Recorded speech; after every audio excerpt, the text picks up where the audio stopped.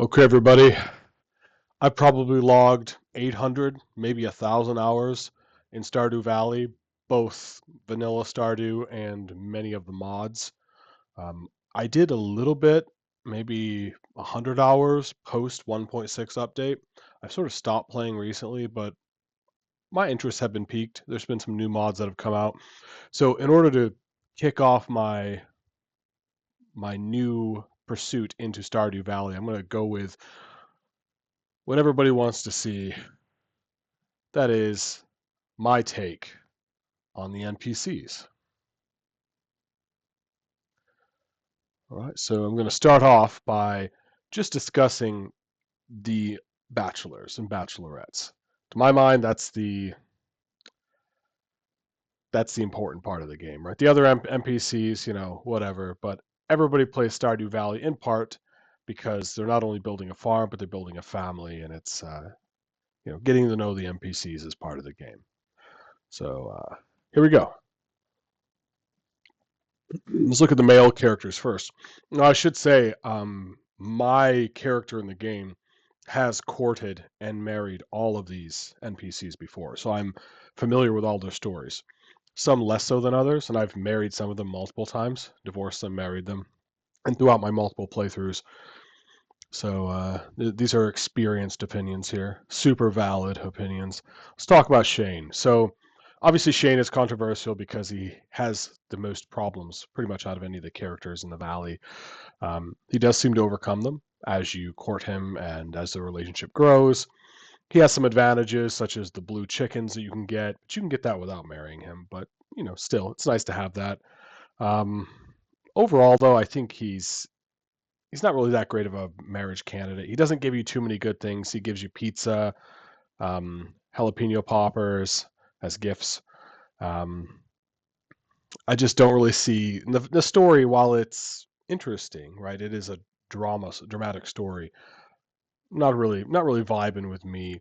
I don't think he's one of the absolute worst marriage candidates, but actually, I do. I think he's definitely D tier. If I only have these 5 tiers, he's definitely D tier. So, okay. Next, maybe I should make this bigger. Can I make this? Let me see if I can zoom this in at all. Well, I don't know how to do that, so I'll skip that for now. You just have to deal with the resolution as it is. Next is Harvey. Now, Harvey, I like Harvey. Harvey gives good gifts, cooks you the complete meal, complete breakfast. After you're married. He's got a good story. He's compelling. He's kind of a shut-in. He's got a good job. I mean, if you were to marry a doctor, that's good, right? I mean, from a practical standpoint, it's a lot better than marrying somebody who can't keep their lives together and tries to kill themselves through a bottle, right? Like Shane. So he's obviously on the opposite end of the spectrum from Shane. Is he S tier, A tier, B tier? He's definitely not C. For now, I'm going to drop him in the A tier. I might change my mind by the end of the presentation, but I like Shane a lot, or sorry, Harvey a lot. Good character. He's very sweet. He definitely cares about your character when you court him and marry him. And just overall, he's a good part of the community. It'd be good to marry the doctor rather than the person who's like Shane, who's nasty to everybody and drinks too much. Okay, next. All right. Sam. Sam's probably I like him. I like him a lot as a character. Obviously, he's immature, but he's also barely an adult. I think in the lore, he's probably 18 to 22 years old. So kind of give him a pass on that. He still lives with his parents. He was basically acting like a father figure for his younger brother while his father was overseas fighting in a war we don't really know much about. So yeah, I like him. He's very encouraging to his brother. He's a creative. I'm not really into creatives typically, depending on the type. But he does after you marry him, he does pursue a career that's related. And he's overall he's nice. He's got good character development. I'm gonna I'm gonna say he's more or less on par with Harvey, but he's not quite as good. So I might knock him back to B. We'll see how I'm gonna put him in B for now. We'll see how I feel later. Alex. Alex is the other very controversial character because he's kind of got a nasty attitude. He's overly self-confident, treats people with disrespect. Kind of peaked in high school type archetype. But I kind of like him as a marital spouse because as a spouse because he's on the farm. He can help with the farm. He's obviously he played grid ball, so he's obviously a strong guy. So he can help you with the farming chores. So as like from a practical standpoint, he's definitely pretty decent. Um, he's definitely not S tier though because he still has a lot of personality issues, and you could point to his upbringing or whatever as an excuse for that, but still, I don't really care. I'm still going to dock him points for that. He's not as good as Harvey. I'd probably say he's a B tier. He's a B tier spouse. Okay, next. Um, Sebastian. Sebastian is he's emo boy. I get it. I grew up in the '90s, and I know Sebastian. I've met many Sebastians, and in the game, I married Sebastian. Um, and by the way, when I married the male characters, I was playing as a female character in the game, so I didn't get any of the like I know that Alex. I've seen other people play. I know Alex and maybe a couple of the others. If it's a same-sex marriage, you get kind of different cutscenes and dialogue. I never saw that or experienced that myself, but I did see other people playing. So I'm gonna factor that in a little bit, but that wasn't how I played. Um, so Sebastian, he's all right. I mean, he's moody. He didn't get over the fact that his parents got a divorce and doesn't like, hates his stepdad more or less, is jealous of his younger sister. He's got a lot of bad habits. He smokes. He rides a bicycle. Let's face it, that's a bad habit. It's dangerous, just as dangerous as smoking. Let's be real. Um, doesn't really have a whole lot of career prospects. I know he does something after you get married. I always get him and Sam confused as to their like career trajectory, um, just because they're both in the same band. Um, I think I don't like him as much as I like any of the other ones I mentioned. I'm going to put him in the C tier. He doesn't do much for me. Okay, the last male character is Elliot. Now, Elliot gets a lot of hate. He does. But I don't see it. I don't see why, He's just very self-assured. People think he's pompous or arrogant, haughty. These sorts of adjectives can be used to describe him. And that might be true, but I like that he's doing his thing. He's living his life, and he's trying to become a famous author, and he takes it very seriously. And I think if you are marrying somebody, you want someone who takes their life's purpose seriously. I think that's a good thing. Within reason. And I understand some people think he's kind of rude to Gus. There's a cut scene where he calls Gus bartender. Yeah, a lot of people give him hate. I don't think he's nearly as all that bad. So I think what I need to do is I need to put one of these guys in S tier. So I'm going to bump him up. I'm going to put these two here, and then I'm going to put Elliot in B. Nope, I changed my mind. I like Elliot better than I like Alex. So that's exactly what it's going to look like. Yeah, I'm comfortable with that. Harvey, Sam, Elliot, Alex, Sebastian, and Shane, in that order. Yes, I'm satisfied with that. Okay, now the female candidates. Let's start off with Haley. Haley's she's the pretty girl. She's the self-absorbed, vain person who cares about fashion, cares about how she looks, and cares about how other people look. Like Alex and Shane, she's very rude to the farmer. Really, for a while, she's quite rude. Um, she does have some character development where she becomes more open to the farm life. Doesn't long to be a city girl where she can be fashionable, things like that. And that's nice. She has that character arc. I appreciate that. Still don't really like her too much. Yeah, overall. And then when she's on the farm, she tries to embrace it. But the fact that she's always talking about how she's embracing it really makes me feel like she's questioning it, right? If this was a real world scenario, somewhere between B and C. I don't dislike Haley. Um, so I'll keep her in B for now. All right, probably my favorite marriage candidate in the game. Yeah, Emily is a free spirit, and she thinks that she's destined to have some connection with you, the farmer. So clearly she's into you, so that makes it very easy. Let's face it, in life we don't want to be trying too hard to please people, right? If somebody's already pleased with us just the way we are, isn't that nice? Isn't it nice to be with somebody who is pleased with you just the way you are? Yeah. So for that, she's S tier. Plus, I mean, her cutscenes are cool. Um, I think the fashion stuff, as long as she's okay with me not, being crazy about it, but accepting her for being into it, the clothing therapy, all that stuff. I think it's fine. Plus, I like her gifts. She also sends a lot of recipes, but the cloth and the wool are great gifts. They sell and they're very useful, especially early game. I didn't mention gift giving that much in my tier list. Probably because I don't know. I kind of play the game pretty hardcore, where I'm just out there grinding for materials all the time. So the gifts are kind of an afterthought to me.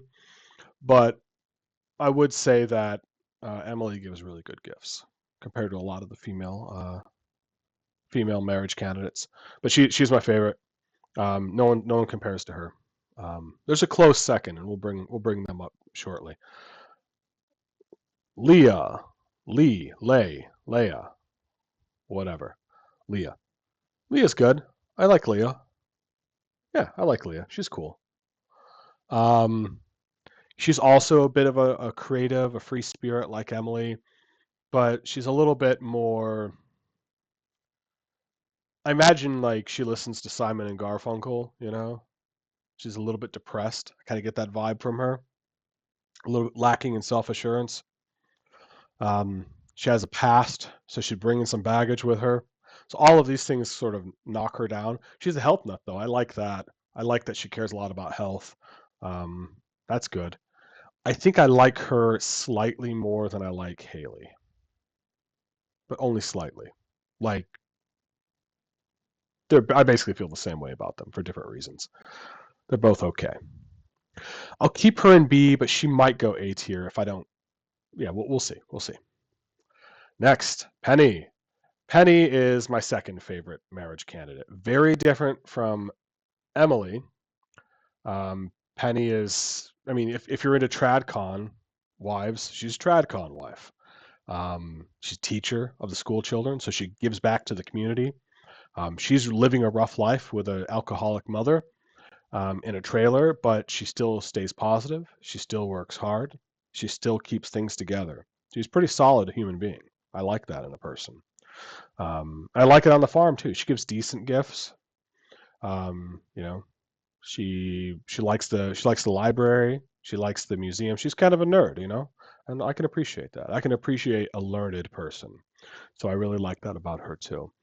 Yeah, and I like the way she appreciates the life. Like she really appreciates the marriage. Again, my principle is I'm not a chaser. I'm not a people chaser. I'm not a people pleaser in my normal life. Um, and I don't think you got to please her too much. Well, there's a caveat to that. So Penny, oh, somebody's viewing the chat. How you doing? Welcome to the chat. Good to see you. So Penny does have one drawback, and that she's very sensitive. So you can easily derail the friendship as you're courting her. Like if you answer a question wrong, you could dramatically lose hearts with her in the game, especially on the question of children. So um, I think you're at a picnic with her, or she's out teaching the children or something in Cinderstap Forest. And when you meet her, she's going to ask you, "How do you feel about children?" And if you say anything moderately negative, you'll lose points with her dramatically. Um, there's multiple instances too where you can lose points. I forget the other ones. She also has a really sweet cutscene though, so that like the final 14 heart cutscene, or is it the 10 heart? 10 heart cutscene's nice. 14 heart cutscene is when you get different designs for your house, which is also pretty cool. Overall, I just really like her. She was my first marriage candidate. Emily was my second, and yeah, they're my favorites. So there's that. Maru. I think she gets too much hate. I think the robot story arc thing, the sentient robot story arc thing, that's not my thing. I'm not really into that. I found that to be pretty annoying and uninteresting. Um, Also, her family. I don't really like her father. I don't like that part of the story. So her storyline's very weak. But overall, I think she's fine. She's sweet. She's friends with Penny. And I like Penny more than her, so that's cool. Um, yeah, it's tough. I don't like her as much as these two, though. I think these two have more dynamic stories. Eh, it's tough. I'm gonna have to make a decision here pretty soon. Okay, I think I've made my decision. I think it's like this. Boom,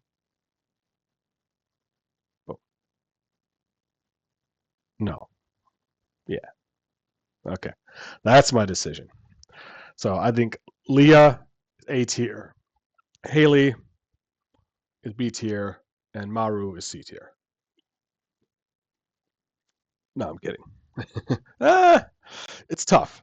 I think Abigail is the most overrated marriage candidate in the game. People just like her so much because she's got that goth girl vibe, but I don't really think she does anything for the farmer. She's very lost, and who wants to be with a lost person? That doesn't sound like a good time. She wants to go adventuring, and even though I know in the 14 Heart event she saves your life, but let's face it, like I feel like Concerned Ape like shoehorned that into the story. When if you reach 14 Hearts with Abigail, you're probably far into the game. You probably have a Galaxy Sword or better. You probably went to the Forge and made the Galaxy Sword even better. You don't need Abigail's help. Let's be frank here. Um, and she's just kind of boring. She's just like she's Arrested Development. She is the Arrested Development marriage candidate, and that's just not interesting to me. I know Haley is also Arrested Development, but at least she's the pretty girl, and at least she's nice and warm. Like after you get married to her, Abigail, on the other hand, is still very self-centered, like a teenager. If the marriage suffers, if like you lose hearts with her after marriage, she even says, "Oh, I think Sebastian was the right one." So she's kind of mean-spirited, just like she's mean-spirited towards her family. And if she's mean-spirited towards her family and towards you when she doesn't get her way, that's not good. I even like her less than I like Shane. She's my least favorite. So that leaves Krobus. I think Krobus is a little overrated. I'm not really into bestiality or whatever that is. I know he's just a roommate. Um, to avoid that controversy, they make him a roommate. I mean, he's all right. It's whatever. I know he takes care of the children. Like if you marry one of the human candidates, have children, and then divorce that candidate, and then have Krobus as a roommate, Krobus helps you with the children. So that's cool. Good monster step parent figure. I'm just I could I couldn't really care less. I don't dislike Krobus, but I just don't care. And let me kind of shuffle this around to make sure it's in the right order.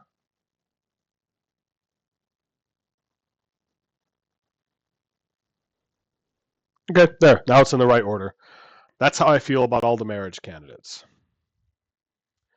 And if you tune in next time, I'm going to fill out this tier list with all all of the NPCs.